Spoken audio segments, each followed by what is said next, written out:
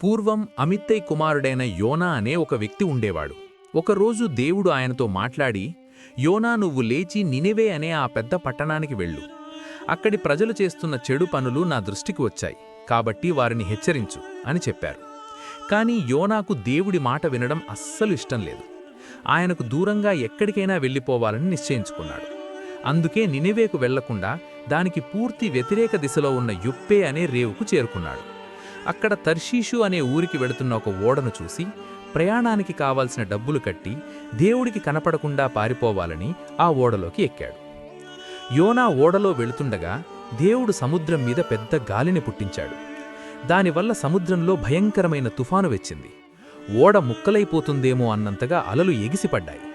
అది చూసి ఓడలో ఉన్న నావికులు చాలా భయపడిపోయారు. ప్రాణాలు కాపాడుకోవడానికి ఓడలో ఉన్న బరువైన సామాన్లన్నింటినీ సముద్రంలో పడేశారు.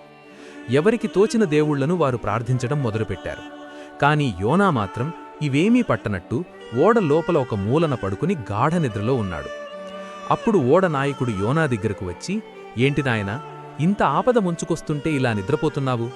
వెంటనే లేచి నీ దేవుణ్ణి ప్రార్థించు, బహుశా ఆయన మనల్ని కనికరిస్తారేమో అని లేపాడు.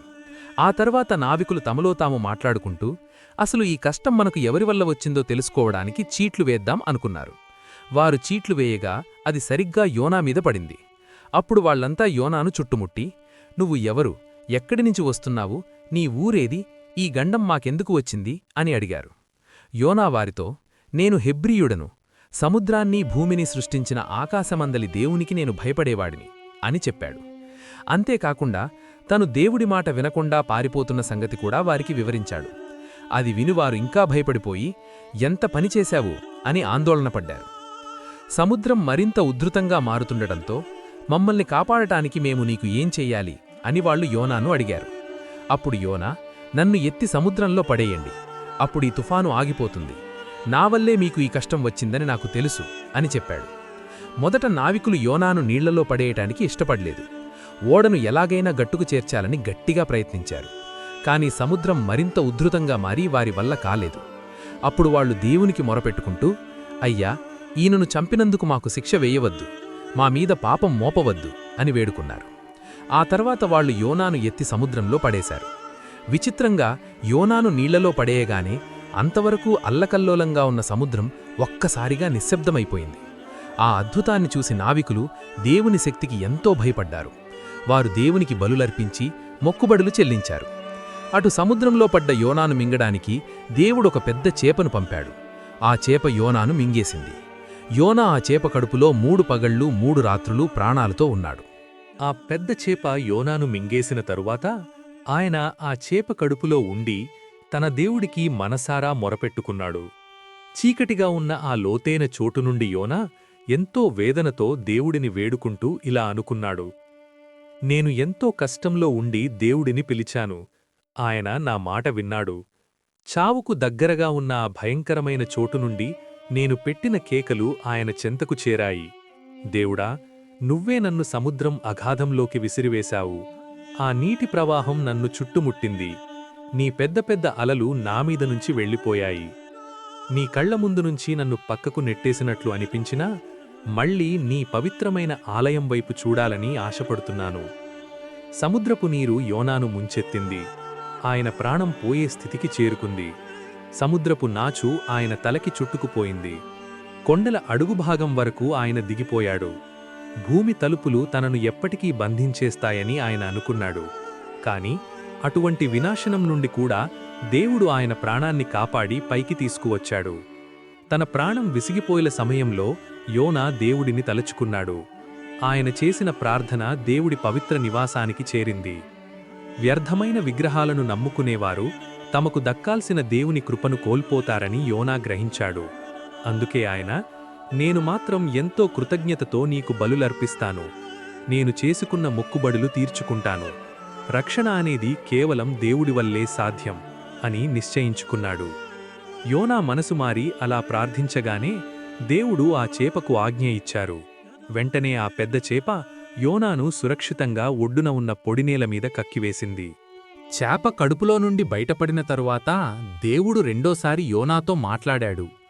యోనా, నువ్వు లేచి నినెవే అనే ఆ గొప్ప పట్టణానికి వెళ్ళి నేను నీకు చెప్పబోయే మాటలను అక్కడి ప్రజలకు వినిపించు అని చెప్పాడు.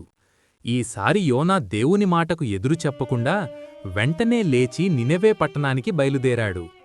ఆ పట్టణం ఎంత పెద్దదంటే దాన్ని పూర్తిగా చుట్టి రావడానికి ఒక మనిషికి 3 రోజుల సమయం పడుతుంది. యోనా ఆ పట్టణంలోకి ప్రవేశించి ఒక రోజంతా తిరుగుతూ గట్టిగా ఇలా ప్రకటించాడు, ఇంకా 40 రోజుల్లో ఈ నినెవే పట్టణం నాశనమైపోతుంది. ఆ మాటలు వినగానే నినెవే పట్టణ ప్రజలు దేవుని మీద నమ్మకముంచారు. వారు తమ తప్పులను తెలుసుకొని పశ్చాత్తాపపడ్డారు.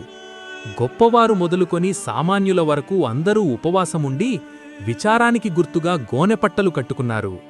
ఈ వార్త నినెవే రాజుకు చేరగానే ఆయన తన సింహాసనం మీద నుండి దిగి తన రాజవస్త్రాలను తీసివేసి గోనెపట్ట కట్టుకొని బూడిదలో కూర్చున్నాడు. ఆ తరువాత రాజు తన పట్టణమంతటా ఒక ఆజ్ఞను జారీ చేశాడు. మనుషులుగాని పశువులుగాని ఎడ్లు గొర్రెలుగాని ఏదీ తినకూడదు, కనీసం నీళ్లు కూడా తాగకూడదు. మనుషులు జంతువులు అందరూ గోనెపట్టలు కట్టుకోవాలి. ప్రతి ఒక్కరూ దేవునికి ఎంతో భక్తితో ముర్రపెట్టాలి.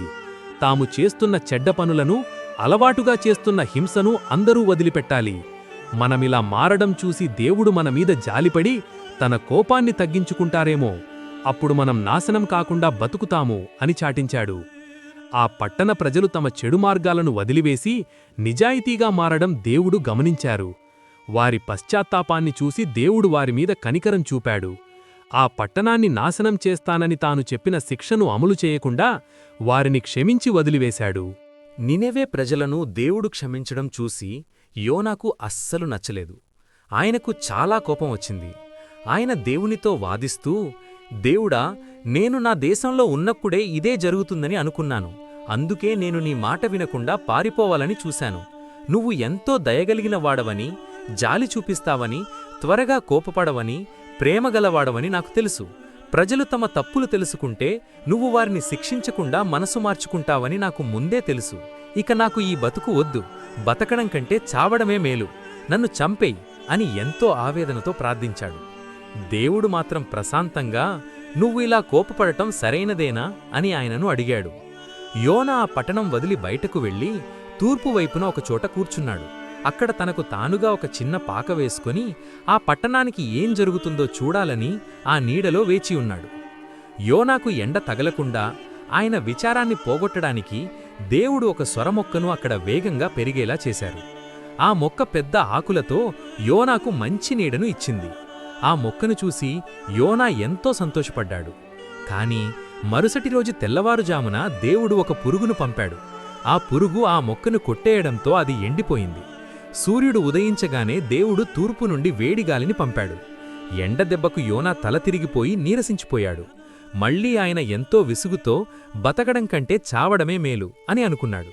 అప్పుడు దేవుడు యోనాతో, ఒక చిన్న మొక్క ఎండిపోయినందుకు నువ్వు ఇంతగా కోపపడటం న్యాయమేనా అని అడిగాడు. అందుకు యోనా, అవును, నాకు చచ్చేంత కోపం రావడం కరెక్టే అని దేవునికే ఎదురు సమాధానం చెప్పాడు. అప్పుడు దేవుడు యోనాకు అసలు విషయం ఇలా వివరించాడు. యోనా, ఈ మొక్క కోసం నువ్వు కష్టపడలేదు, దాన్ని నువ్వు పెంచలేదు. అది ఒక్క రాత్రిలో మొలిచి మరుసటి రాత్రికి ఎండిపోయింది. అటువంటి చిన్న మొక్క కోసమే నువ్వు ఇంతగా బాధపడుతున్నావు, అది ఉండాలని కోరుకుంటున్నావు. మరి ఈ నినెవే అనే పెద్ద పట్టణంలో ఏది తప్పో ఏది ఒప్పో తెలియని 1,20,000 మందికి పైగా చిన్నపిల్లలు, అమాయక ప్రజలు ఉన్నారు. అంతేకాకుండా ఎన్నో జంతువులున్నాయి. అంత పెద్ద పట్టణం మీద, అక్కడి ప్రజల మీద నేను జాలి చూపించడం ధర్మం కాదా అని అడిగి యోనాకు తన ప్రేమను తెలియజేశాడు.